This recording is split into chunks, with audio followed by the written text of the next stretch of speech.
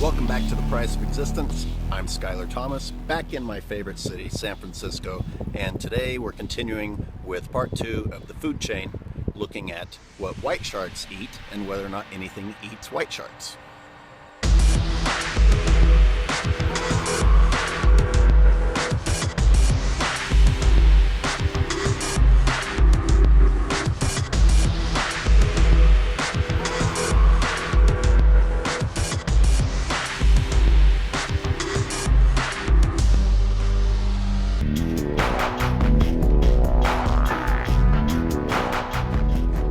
One of the many things I find fascinating about sharks is how easily they could hunt us and do not.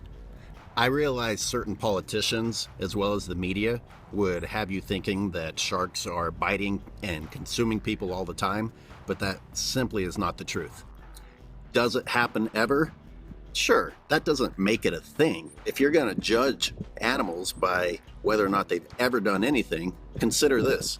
People have eaten more people than sharks have eaten people. Rather than focus on the handful of mistakes that sharks do make, I'm pretty amazed and even humbled by the fact that we aren't killed by them more often, considering what an easy target we make. To put it in perspective, consider this. One of the preferred prey sources of the great white shark could kill us. I repeat, its food could kill us. Depending on the pinniped species, we're talking about being outweighed by hundreds, sometimes even thousands of pounds, and animals with teeth that could really mess us up. I think that's a very important point that people seem to overlook when they look at a shark attack. If the shark was attacking based on a motivation of food and hunger, I can guarantee you no human would ever get away. Seals are so much faster than us, they're so much tougher than us, they're so much more agile than us, and they only get away in 50% of all cases. And when the sharks actually do get them in their mouths, the sharks do unbelievable damage that would tear us in half. If you look at a seal... Literally in half. Yeah. When I'm on ecotourism boats, we're using big pieces of tuna a lot of the times tied up with rope. I can barely saw through that bait with a big knife. And the white shark goes by and bites through it almost as though it wasn't trying. If you look at a seal, I mean, when we've worked on them in the past and we've done biological sampling, to cut a seal is a difficult thing, even with the sharpest of knives.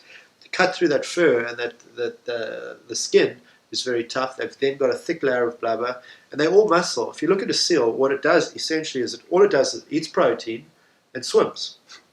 So it's an Olympic athlete. They're just muscle and a layer of blubber. That's all they are. They're incredibly powerful animals. And in the case of humans, I think it's 23 or 25 or 27% of attacks in fatality for humans with great white sharks. Now, I would put that figure at 95% or 100% of these sharks are wanting to catch and kill us. The amount of damage they can do if they really want to is extraordinary. I mean, they tear those seals apart in seconds. Check out this footage.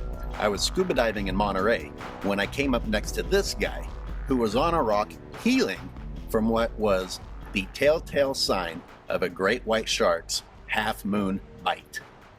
Not the most encouraging thing to see while you're in the water, but at the same time, I recognized that this animal was in the process of healing from a bite that would have undoubtedly ended my time on this planet. Really, it's like eating candy floss for sharks, and it's amazing that they don't do more trauma to us when they do bite us. And I think in most cases it's not motivated by hunger. It's probably motivated by curiosity to see exactly what we are. That brings us to our first question. Are Chris Fallows and I both ridiculous in thinking that white sharks are almost having mercy on us out there? I guess mercy is a strong thing to say, but is it possible that we are simply suffering investigatory bites, and if they were trying to eat us, we'd be getting bitten in half?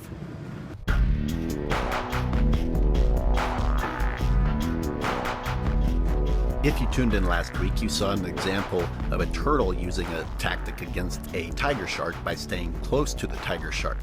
You can also see this tactic used with seals around white sharks. Interestingly, you see the white sharks cruising along the shoreline and all the pups following it in the shallows just out of reach of the shark. And then you can see the shark turn around and the pups all scatter away. So there's a lot of game playing, and the seals are fully aware of the sharks in this area. The seals have got the agility and they've got the endurance. So they'll outlast a shark generally. And they've got the agility that once the sharks chase it, that they can move and jinx and turn far quicker than the sharks can. But the shark's got the power and the speed. So it's this beautiful balance that, as the data suggests, ends up in almost exactly a 50-50 outcome of events. What we see is the data shows that the longer the pursuit continues, then the lower the success rate. So sharks that, for example, will breach and try to strike a seal and are not successful in the first try, the longer they sit there trying, the less successful they are. And that's because the seal gets the upper hand because it can see the shark and it's more maneuverable. So that's why it's really unique with Rasta when I've seen her, go at the surface and try to attack a seal. The seal sees her, and then rather than keep pursuing, she dives back down again and waits for that seal to kind of start to move off again and swim back to the island, at which point she'll come back up and launch an attack. I honestly don't want to keep beating a dead horse, but I hope you're seeing the recurring theme of the food chain and the fact that we are not in it. Why is that important? Because we've forgotten the concept that other animals have to hunt and evade becoming prey to survive. I think what people would find surprising is the fact that sometimes when they're injured seals, the sharks don't just rush in and kill them. They're actually quite wary of them.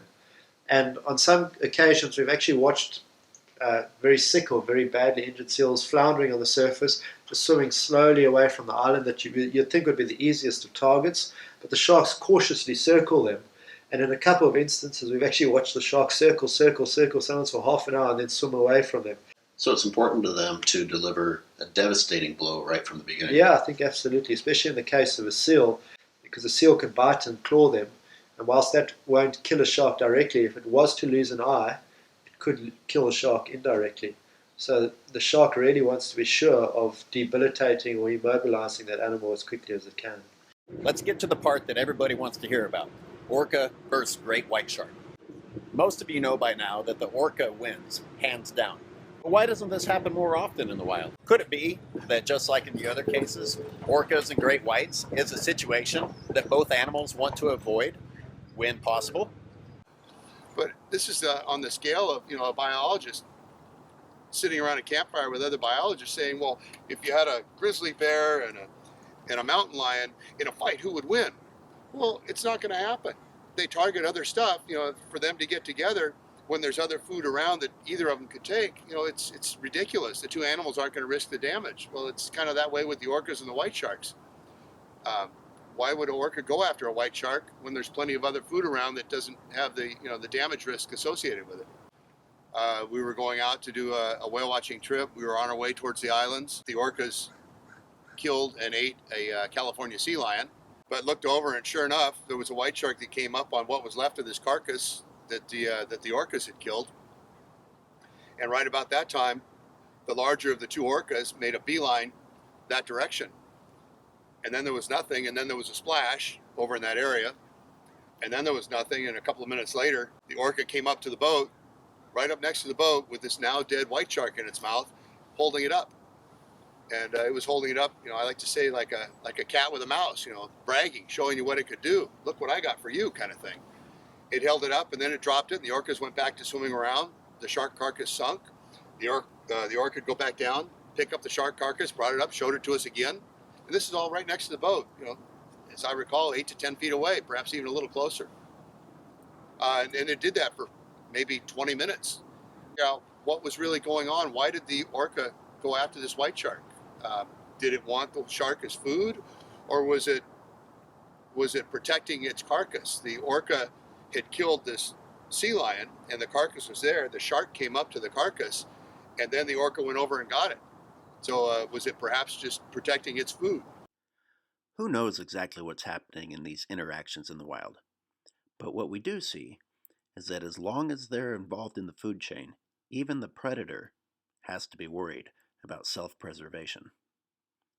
What did you learn during this episode, and what parts do you agree and not agree with? Leave your comments below, and see you next time on The Price of Existence.